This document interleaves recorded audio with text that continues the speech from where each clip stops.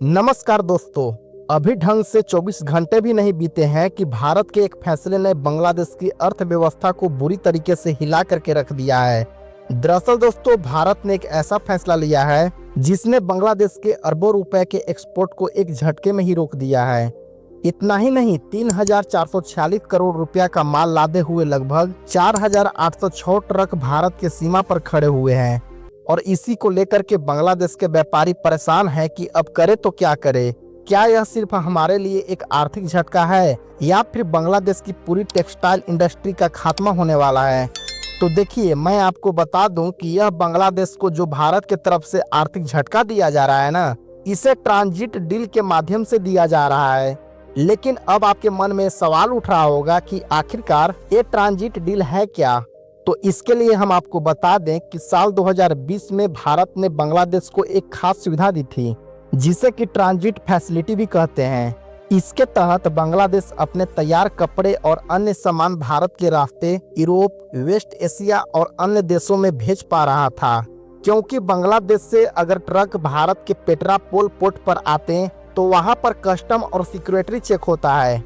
फिर भारतीय ट्रक उस सामान को कोलकाता या दिल्ली के एयरपोर्ट तक ले जाते हैं और वहां के माल जहाजों या फिर फ्लाइट के जरिए दुनिया भर में भेजा जाता। इसका सबसे बड़ा फायदा बांग्लादेश को ही था, क्योंकि उनके लिए समय और पैसे की बचत होती थी।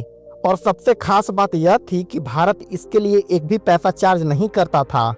हर दिन पेट्रापोल पोर्ट से 100 से लेकर के 200 ट्रक आते थे, जिनमें से 15 से 20 ट्रक सिर्फ एक्सपोर्ट ट्रांजिट के लिए होते थे। देखिए, 2020 से लेकर के 2025 तक करीब 4,806 ट्रकों ने 3,346 करोड़ रुपए का माल भारत के रास्ते भेजा था। लेकिन यह सुविधा सिर्फ बांग्लादेश के लिए ही थी। भारत को इसमें कोई खास आर्थिक फायदा नहीं होता था। इसीलिए हाल ही में अचानक इस सुविधा को भारत ने बांग्लादेश के लिए बंद कर दिया। दरअसल दोस्तों, बीते 8 अप्रैल 2025 को भारत के central board of indirect taxes and custom यानी कि सीबीआईसी ने एक सर्कुलर जारी किया है, जिसमें 2020 की ट्रांजिट डील को तुरंत खत्म करने का ऐलान किया है। लेकिन इसके पीछे की वजह सिर्फ लॉजिस्टिक नहीं थी, बल्कि राजनीतिक और कूटनीतिक कारण भी थे। और खबर भी निकल करके आ रही है कि भारत के एक्सटर्नल अफेयर यानी कि एस जयशंकर जी ने खुद इस बात को कंफर्म कर दिया है कि बांग्लादेश की ढाका की तरफ से उल्टे सीधे उठाए गए कदमों के कारण से ही भारत ने इस फैसिलिटीज को ब्लॉक किया है। दरअसल देखा जाए तो बांग्लादेश की अंतरिम सरकार के चीफ एडवाइजर मोहम्मद यूनुस ने हाल ही में भारत के खिलाफ चीन में एक बड़ा बयान दिया है, जो भारत को बिल्कुल भी पसंद नहीं आया है। मोहम्मद यूनुस ने कहा है कि भारत का नॉर्थ ईस्ट इलाका लैंडलॉक है और बांग्लादेश इस क्षेत्र के लिए समुद्र तक पहुंच का एकमात्र रास्ता बचा हुआ है। इतना ही नहीं, बल्कि उन्होंने चीन को बांग्लादेश में आर्थिक निवेश करने और नॉर्थ ईस्ट को चीनी अर्थव्यवस्था का हिस्सा बताने की बात भी कही है। ये बयान भारत के लिए एक तरह से कठोर चुनौती था। इसके अलावा बांग्लादेश ने भी कुछ कदम उठाए हैं, जैसे कि 3 लैंड पोर्ट्स को बंद करना और भारत से यार्न यानी कि धागा इंपोर्ट पर रोक लगाना, जो कि बांग्लादेश की टेक्सटाइल इंडस्ट्री के लिए बहुत ज्यादा जरूरी है।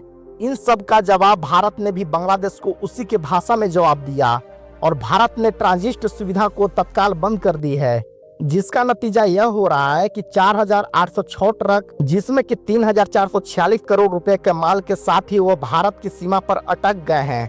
इसे बांग्लादेश के व्यापारी को काफी ज्यादा परेशानी हो रही है, क्योंकि उनका माल ना तो आगे जा पा रहा है और ना ही वह वापस लौट रहा है। और अगर देखा जाए तो बांग्लादेश की अर्थव्यवस्था का 80% हिस्सा टेक्सटाइल और रेडीमेड गारमेंट एक्सपोर्ट से ही आता है। ये इंडस्ट्री 40 लाख लोगों को रोजगार देती है और देश के जीडीपी में यह 10 से 11% का योगदान भी करती है। लेकिन अब भारत के इस फैसले ने इस इंडस्ट्री के कमर तोड़ करके रख दी है। जनवरी 2024 से लेकर के मार्च 2025 तक बांग्लादेश ने भारत के रास्ते 462 मिलियन डॉलर यानी कि 3,900 करोड़ रुपए के गारमेंट लगभग 36 देशों में एक्सपोर्ट किए जा चुके हैं। लेकिन अब बांग्लादेश को समुद्री रास्तों का सहारा लेना पड़ेगा, जो कि उन्हें अधिक समय और ज्यादा खर्चीला भी पड़ेगा, जिसे कि क्रिसमस सीजन के बड़े ऑर्डर कैंसिल होने का खतरा भी है, जिसके नतीजन छोटे और बड़े गारमेंट एक्सपोर्ट को भारी नुकसान होगा, क्योंकि उनके पास वैकल्पिक रास्तों की सुविधा नहीं है। साथ ही साथ बांग्लादेश का ग्लोबल कंपटीशन भी कमजोर हो जाएगा, क्योंकि वियतनाम और भारत जैसे देश बेहतर लॉजिस्टिक के साथ में आगे निकल रहे हैं। उधर बांग्लादेश पहले से ही मुश्किल में है। 2024 में ही बैक्सिमो ग्रुप ने 23 टेक्सटाइल यूनिट को पूरी तरीके से ब्लॉक कर दिया है, जिससे कि 40,000 लोग बेरोजगार हो गए हैं। इसके अलावा भी अमेरिका ने बांग्लादेश के एक्सपोर्ट पर 37% की टैरिफ लगा दी है, जिससे कि उनकी मुश्किलें और ज्यादा बढ़ गई है। अब भारत भी ट्रांजिट सुविधा खत्म होने से बांग्लादेश की टेक्सटाइल इंडस्ट्री पर तलवार लटक रही है। लेकिन ध्यान देने वाली बात यह है कि भारत का यह फैसला सिर्फ बांग्लादेश को जवाब देने के लिए नहीं था, बल्कि अपनी टेक्सटाइल इंडस्ट्री को मजबूत करने की रणनीति भी थी, क्योंकि भारत और बांग्लादेश टेक्सटाइल मार्केट में एक दूसरे के बड़े कंपटीटर भी हैं। जहां पर वैश्विक गारमेंट एक्सपोर्ट के मामले में चीन नंबर 1 पर है, वहीं पर गारमेंट एक्सपोर्ट के मामले में बांग्लादेश नंबर 2 पर है। अगर हम भारत की बात करें तो यह नंबर 6 पर है। अब भारत ने अपने टेक्सटाइल इंडस्ट्री को बूस्ट करने के लिए कई बड़े कदम भी उठाए हैं, जहां पर भारत ने कई राज्यों में टेक्सटाइल पार्क और गारमेंट हब बनाना शुरू किया है, और उसके लिए सरकार ने टेक्सटाइल सेक्टर में प्रोडक्टिविटी और सस्टेनेबिलिटी बढ़ाने के लिए भारी निवेश भी किया है। और कमाल की बात तो यह है कि भारत के पास कॉटन और अन्य कच्चा माल पहले से ही स्टॉक में काफी ज्यादा मात्रा में रखा हुआ है। और इससे भी ज्यादा अच्छी बात तो यह है कि अमेरिकी प्रेसिडेंट डोनाल्ड ट्रंप ने बांग्लादेश पर 37% का टैरिफ लगाया है, लेकिन वही भारत पर सिर्फ 27% का रेसिप्रोकल टैरिफ को लगाया है। इससे भारतीय टेक्सटाइल को ज्यादा बूस्ट मिलेगा। और वैसे भी 2024 में बांग्लादेश की अनस्टेबिलिटी के वजह से कई ग्लोबल बायर्स भी भारत की ओर रुख मोड़ रहे हैं। इसका मतलब है कि बांग्लादेश का जो शेयर मार्केट था ना, वह अब भारत ले सकता है।